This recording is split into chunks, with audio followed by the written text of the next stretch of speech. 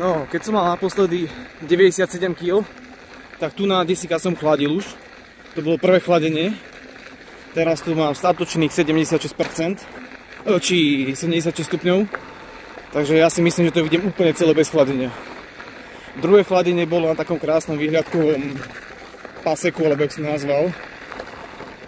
Ale ako vravím, myslím si, že to dneska dám úplne bez chladenia. Uvidíme. Dobre, takže chladiť som musel. Teda nie, že musel, ale preventívne. Mám 92 stupňov, ale to som vyšiel riadne vysoko a hlavne riadne rýchlo.